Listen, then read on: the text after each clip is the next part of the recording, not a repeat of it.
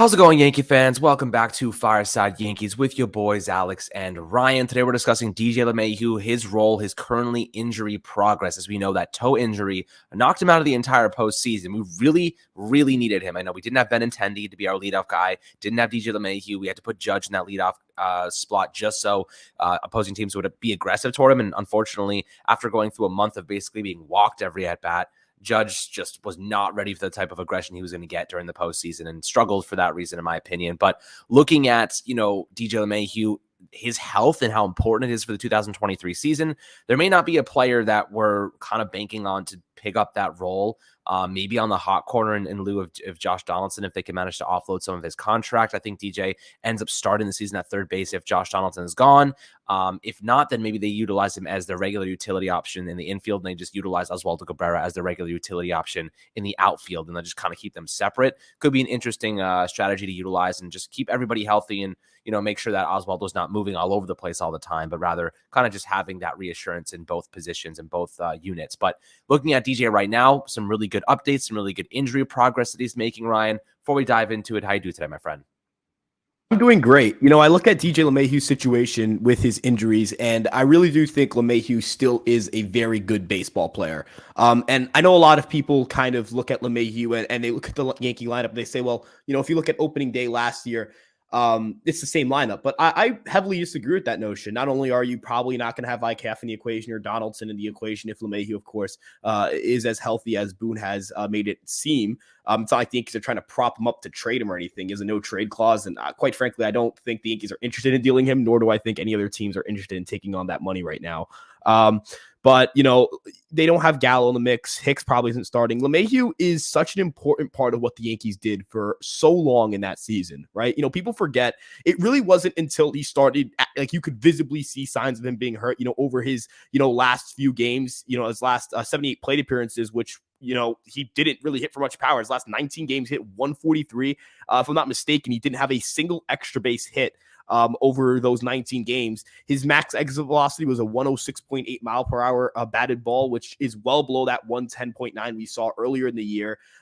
He didn't look like himself. He quite simply couldn't hit the ball the way he was hitting it before. And when you can't generate any velocity, when you cannot generate any power, when you can't drive off your back foot, you can't drive off your toe, that's going to result in poor power. There are plenty of players, there are plenty of hitters that, look at Harrison Bader, right? He talked about this on MLB Network, where when he first was playing with the Cardinals in 2022, his power numbers were way down because of the plantar fasciitis, where you can't drive off your back foot. And for anyone who understands energy transfer, right, a lot of that for hitters and pitchers comes from that back leg, right? So if there's any sort of anything that disrupts your ability to put weight on it and transfer that energy efficiently, you're not going to be able to drive the baseball. When you can't drive the baseball, sure, your power numbers are going to go down. That's inherent.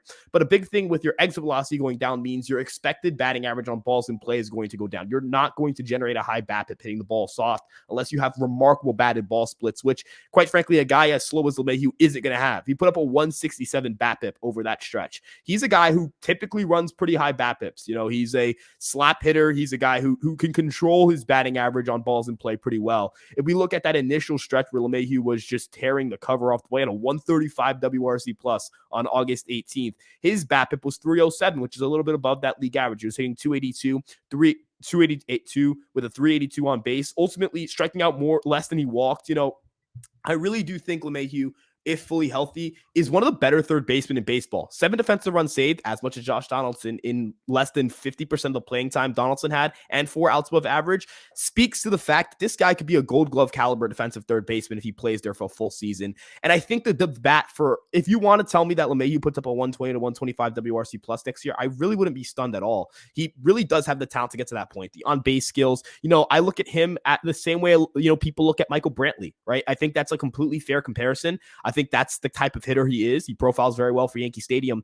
And ultimately, having him at the top of the lineup and having his contact skills is something the Yankees sorely missed in that American League Championship Series. I bet you if the Yankees had, that for the first, really up until August, that version of DJ LeMahieu up against the Houston Astros, I think the Yankees convert more run scoring opportunities. Not saying they win the series, but that series came down to a run here, a run there, a big at bat runners in scoring position, striking out here instead of putting the ball in play. It really came down to very, very, very small details in terms of the difference between a close series and a sweep. So I think LeMahieu doesn't push them over the edge of being, clear-cut World Series favorites or anything like that, but he definitely stabilized that lineup, and that's important for this team. Guys, the only thing I can say is when DJ LeMahieu is at the top of his game, when he's kicking some serious ass, when his bat is flying, he is one of the most valuable pieces on this roster. You know what I mean? Like, you guys remember the machine, right? When he's on his game, the guy just consistently gets on base and gives Aaron Judge a guy to bat in right after him, right?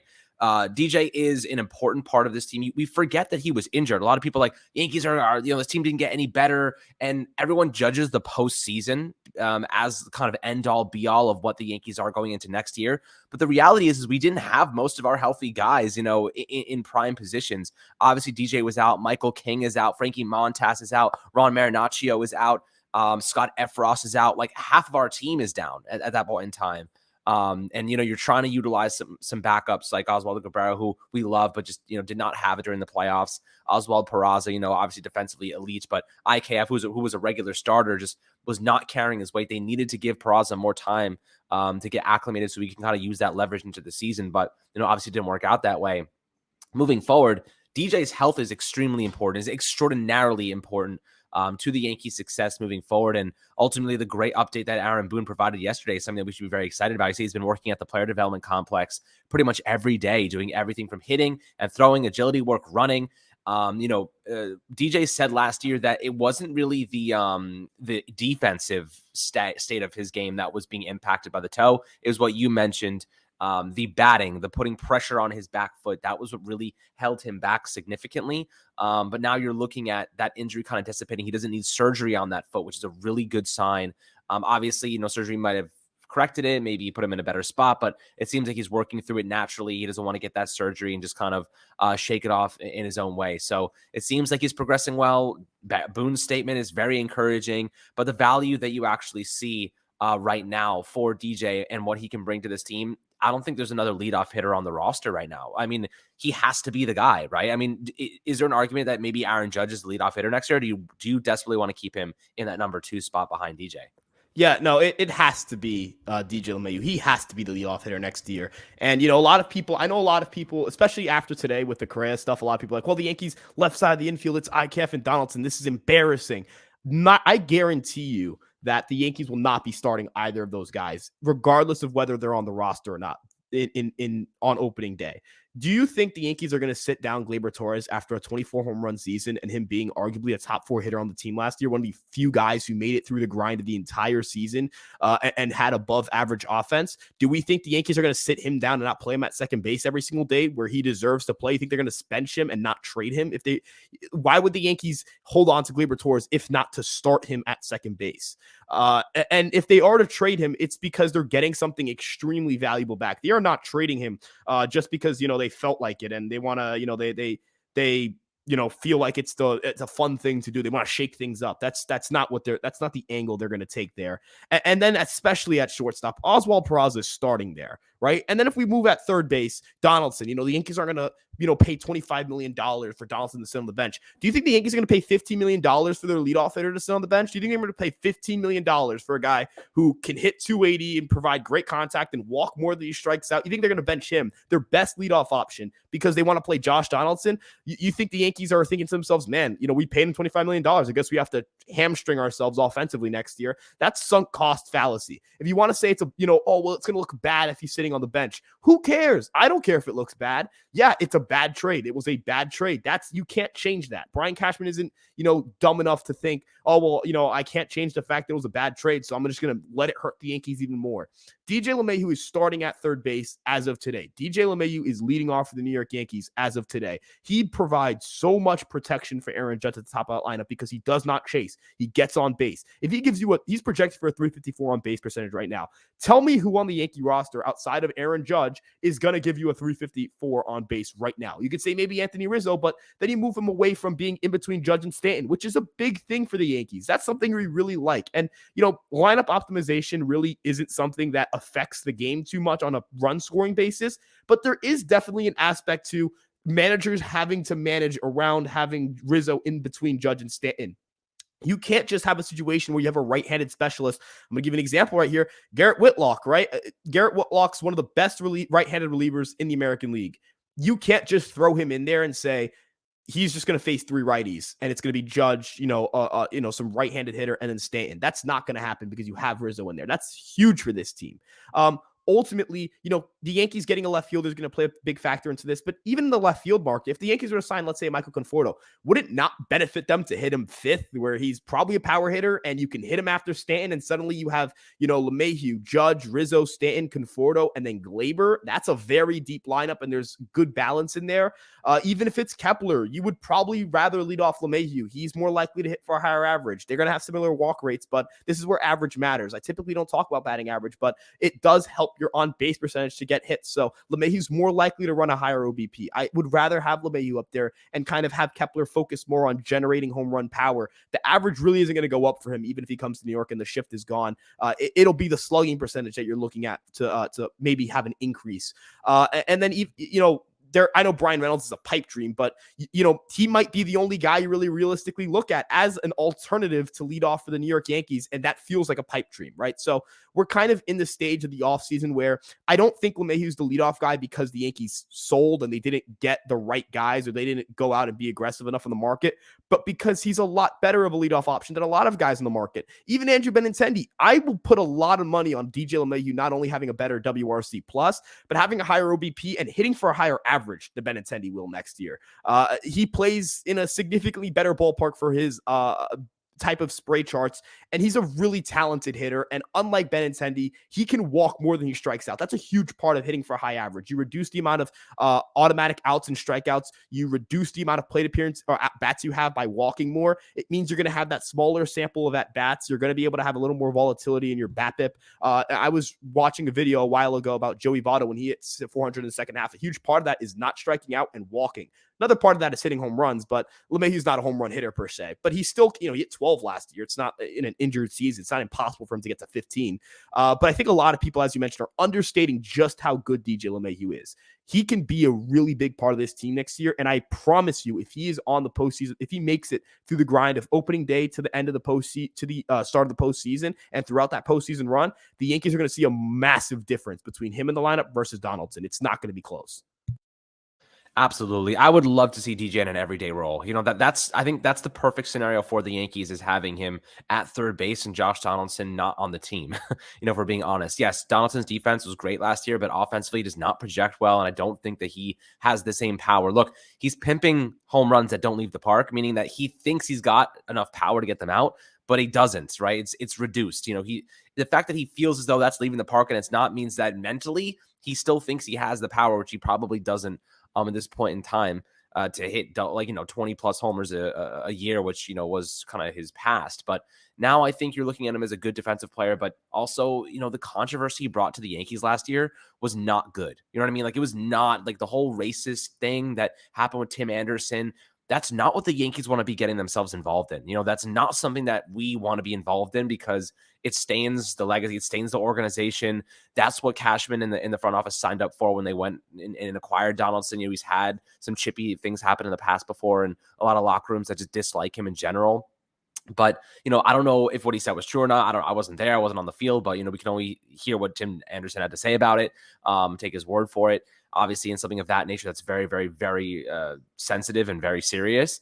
So, looking at the state of the team right now, DJ LeMahieu is a great guy. He's a great player. He is someone that should be in the lineup every single day. And if there's anyone that I'm willing to replace to get him into the lineup every single day, it's Josh Donaldson, in my opinion. Yeah, and to kind of get my last thoughts there, you mentioned the off the field stuff with Donaldson. Regardless of whether you feel it's right or wrong, whether it was overblown or not, you just don't want that controversy surrounding your team. It's a distraction. It is an active distraction. You cannot have that. Aaron Judge being named the captain, I think, gives them a lot of stability in the leadership position. But DJ LeMahieu is someone who, there just isn't any of those off the field stuff. There's really never been anything that's come out bad about him. Right. And I think that's something that gets overlooked a lot with the clubhouse. We're talking about a team trying to win a World Series. The Houston Astros keep Martin Maldonado as the catcher, despite the fact he's terrible statistically, framing wise, getting worse, offensively, can't hit a lick. They keep him around and start him every single day in the postseason. He is a consistent part of that team. He is someone who pitchers love pitching to. He is someone who they just adore, right? And that's a very analytical organization. They're at the forefront of analytics, right? There is a sense of, I think off the field immeasurables definitely play a big factor into how a team values you, into your dynamic on the team, and quite frankly into how a team responds to adversity. I'm a big numbers guy, and I will sit here and say there is a statistical reason for everything. However, this is a game played by people. This is ultimately a game played by people. This is ultimately a game that is played by humans with emotions, just like you and me, just like everyone watching at home, with ups and downs and days where they feel pretty crappy and days where they feel great.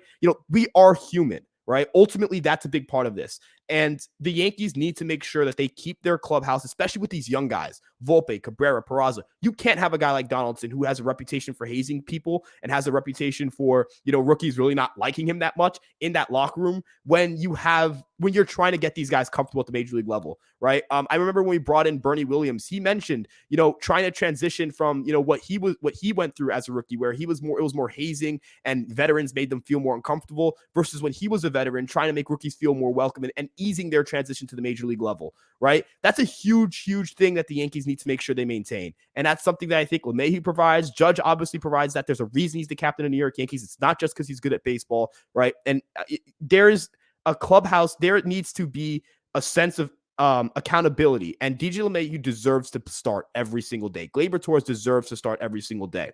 It's bad for the clubhouse if Donaldson gets the start and he's clearly not deserving of it, right? What does that tell the rest of the team? That if you're paid a lot of money, regardless of how bad you are, you're going to start anyways. That doesn't speak well to the organization. It doesn't speak well to the team. And I know that Brian Cashman and Aaron Boone are steadily improving in that regard and are going to make sure they put their best foot forward in 2023. There's a lot of negativity surrounding that. And I think that I think you and I can agree, and we're in lockstep here. Be positive about how the Yankees are going to view playing time this year. Last year, they were asked, the question was, can Peraza, can he handle the postseason? We're asking a 21-year-old to handle the postseason. That's a legitimate question to ask when you hand him the shortstop position. We're asking if a veteran who's a 3-time All-Star, a 2-time batting champion, a multiple-time Gold Glove winner can handle playing third base, right? That isn't the same question. He's straight up the better player. They're both veterans. There's no off-the-field questions with LeMahieu. I am positive and confident this team makes the right decision, and I think the obvious right decision is playing him at third base. Yeah, that's exactly. I actually just wrote that almost exact thing in an article like legitimately 15 minutes ago. Peraza and Oswaldo Cabrera struggled during the playoffs, but what did we expect? They were filling in for deficiencies, filling in for injuries, first time being in such a high, just a high leverage situation. I don't blame them at all for struggling. In fact, I think that they should have gotten more reps during the regular season instead of being held back at times for Aaron Hicks. Like, for goodness gracious, like, we really had Aaron Hicks in the freaking outfield there. This is a position where the Yankees, I think, have learned a lot about trusting their youth and realizing that they're going to have to play big roles in the playoffs. Like, next year, you better believe Oswald Peraza is going to be in the playoffs unless they trade him. That's the only way he's not going to be featuring in the playoffs. Oswaldo Cabrera, he's going to be their super utility option come the playoffs. He's going to be filling in for some injury somewhere. I would bet my money on it. So, right now I feel pretty good about this team. Obviously, kind of went on a bit of a tangent here for a couple minutes on a couple other different topics, but that's always fun. Always happy to hear perspectives, opinions, and narratives below in the YouTube comment section. Make sure to enjoy the rest of your Wednesday as the holidays are coming up. Stay safe out there. Very excited to spend some time with my family. I hope you enjoy spending some time with yours as well, my friends. Make sure to like and subscribe as always, and we'll catch you guys on the next Fireside Yankees episode.